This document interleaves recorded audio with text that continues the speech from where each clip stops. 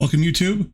We're watching a video from Fleekazoid. I'm not doing a video for Elden Ring Nightreign. Let's get into it. Elden Ring Fortnite is out and it's given Dark Souls players their hardest challenge yet.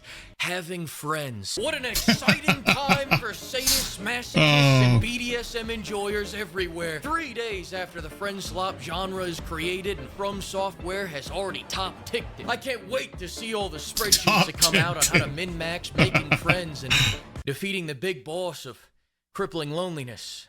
Yeah. Of course I'm projecting. I've got no one to play this game with. My wife and her boyfriend are off vacationing in Galveston, so my team's blown. And they won't even give me voice chat so I can harass the randoms that are somehow worse than I am. No wonder this game has a 65. Yeah, voice chat, not having voice chat is kind of interesting. Because, like, communication on when the ring is closing, from what I understand, I haven't played it, but from what I understand, when the ring is closing, where to go, trying to communicate those things can be kind of tough without any type of voice, because it is basically a timed event, really. With the ring closing, you have to get to certain bosses and kill them before the ring closes. I could be wrong, but that's kind of what I've seen of people who are playing it. So not having a way to easily communicate could be a problem. 5% review score? Actually, make that 75%. The Stockholm Syndrome is nicely settling in, and the game is finally finding its target audience. Critics are raving, saying that this is the perfect game for my gay polyamorous relationship. Well, what are the odds? 2 weeks after it releases, and there's already another perfect game for Doom the Dark Ages fans. Still, the question that everybody keeps asking about Nightreign is, why is this not Bloodborne? Well, Miyazaki finally had an answer. Truly. Now, I don't play Dark Souls. I've never played any of the franchise. I may play it. But I never had anything past a PS3. And when they came out on PC, they just looked so punishing. I just didn't really want to. But if you guys are interested in me playing it, let me know in the comments below. Maybe I'll try it out so you guys can laugh at my constant failures. But whenever I listen to Dark Souls players talk, they always talk about this game. Why hasn't it been remade? Why hasn't it been remastered? Why hasn't it been redone at all? It's one of the ones they want to have redone the most, yet it's the one that's been ignored and not done at all. So it's something interesting. Like, I don't play it, but even I know about this game and how badly Dark Souls players want it to be redone. Answer at the stupid name fest, and between you and me, I think he was hitting at a Bloodborne sequel here. Take a listen. Honor. I will make literally anything other than Bloodborne. Hell, I just replaced 80% of the content in Elden Ring with a multiplayer mod, called it a new game, and made $200 million yesterday, baby. He's not wrong. Japanese Todd Howard, and you will gobble my slot. I repeat, as long as it's not Bloodborne. As long as it's not Bloodborne. The implications of this are staggering. What could this mean for the future of Bloodborne? I'll tell you what it means. It means we're gonna keep getting random references in completely unrelated games for another 10 years. Instead of them just finally fucking updating Bloodborne so it runs at 60 FPS. In fact, would you look at this? A Bloodborne skin in Nightreign? This isn't fucking funny, FromSoft. No, you stay out of this. They keep doing this. They've been doing this for the last 10 years. We've got Bloodborne and Ghost of Tsushima. We've got... Before every single game reveal show, whether it's the PC game show, the Summer Game of Fest, you know, the state of play for Sony, like, before any of them, like, any Souls player that I watch on Twitch, which is a lot of people on Twitch play Souls-like games, so they're always like, Bloodborne this year, Bloodborne this year, Bloodborne this year. Every single time they wait for it and are disappointed when it's not there on, well, some of them do bingo sheets at the end. Still isn't there.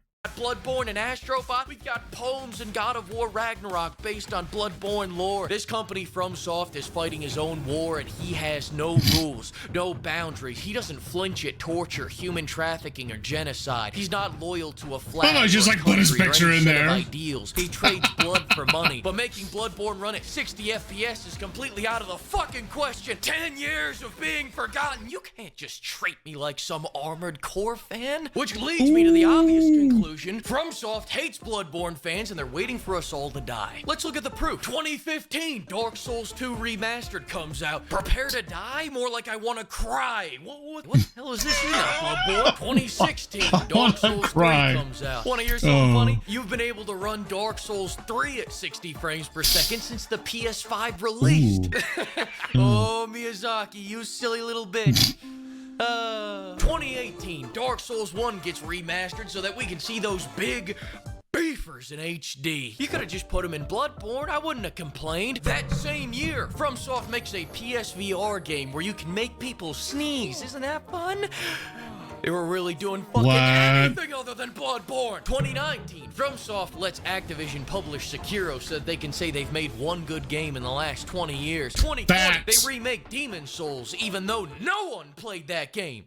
Some people played that game. 2022, we get open world Dark Souls. Turtle in a motherfucking Pope hat. 10 out of 10, but 1 out of 10. Fuck that turtle, he's not Bloodborne. 2023, FromSoft remembers how to make a fun game. Shame it's not Bloodborne. 1 out of 10. 2024, Elden Ring gets a big DLC. Sick Bloodborne reference there. I remember when Bloodborne got a DLC. 9 years ago. That same year, FromSoft commits their most egregious violation yet. This outright proves that they hate Bloodborne fans because only a hater of biblical proportion would do what they did next. You know what they did? After all these years, someone goes, you know what? FromSoft must be too busy to get around to doing all this. They don't hate us. So you know what?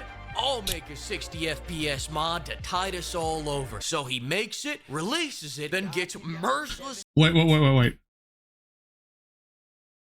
me see that again. All over. So he AMD R7 5700X, NVIDIA RTX 4080. Settings. Wow.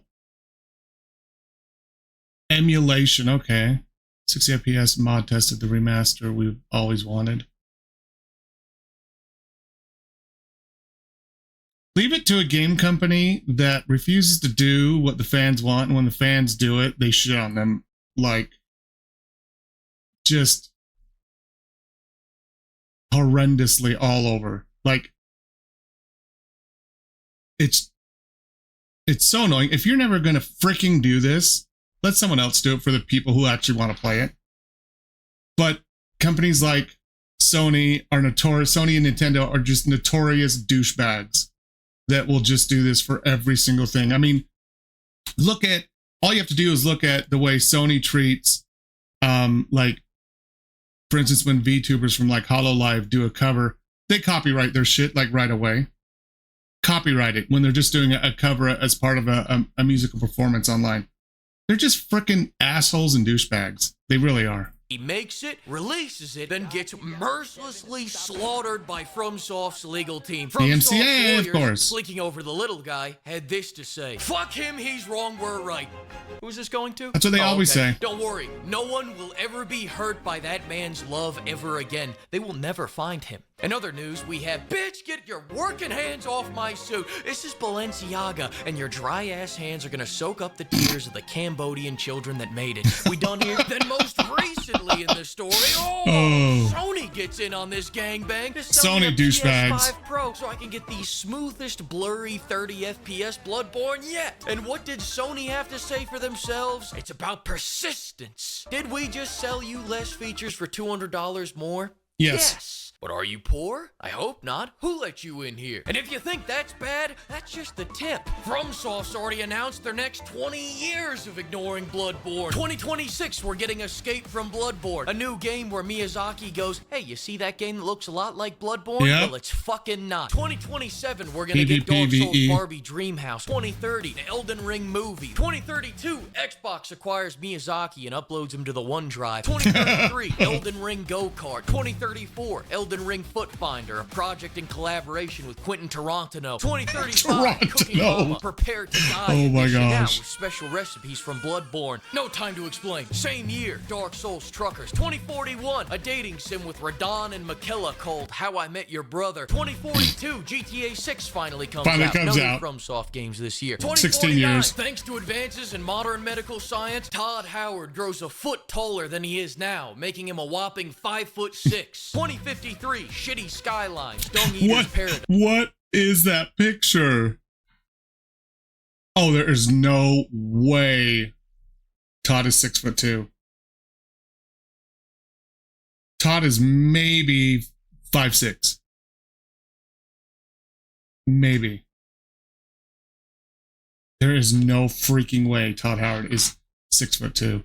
I have seen him next to tall people. I believe this dude was like medical science. Todd Howard. I think this guy was like 6'3". 6'4". I could be wrong, but I know he wasn't a giant. And that is Todd. Was a foot taller than he is now, making him a whopping 5'6". 2053, shitty skylines, Dung Eater's Paradise. 2057, Need for Souls, where they add dodge rolling to avoid oncoming traffic. At this point, my balls will be swinging past my knees, and I won't have one more frame than I did 40 years ago. 2061, FromSoftware releases SoulsNet, an AI program that gains control over every country with N-word capabilities. But then one day, this AI goes rogue and starts sending barrages of N-bombs at every city across the world, wiping out 90% of humanity and leaving us in ruin. Bam, bam, bam, we're all dead. 2062, Lego Dark Souls comes out. At this point, I'm on my deathbed, and as I fade gently into the voluptuous... We'll get back to the voluptuous. It is truly almost the swan song of any series IP when it finally goes to Lego. You know you're hitting your end stride, coming in on the home stretch of the sale of the ability to sell a franchise once it finally goes to Lego. That's where franchises usually go to die. But those games are still fun. They're really fun. I played them a lot with my son when he was younger, but let's just face it. No franchise in their prime goes to Lego, honestly. They really don't. Not video game franchise. Bosoms of the busting nuns waiting to receive me. I'll faintly hear Geoff Keighley's voice in the other room announcing, "We've got a real special treat for everyone. Me and my wife, Hideo-san, are proud to announce Bloodborne 2. Fast 2 Furious, a new and exciting racing game in the world of Bloodborne." Oh, they would do something like that. Great video, man. I love it. Honor. N-word capabilities. N-word capabilities.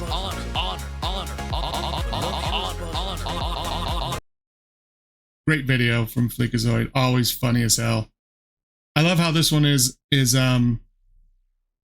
about Nightreign in passing and almost solely about Bloodborne. It's appropriate. It's definitely appropriate.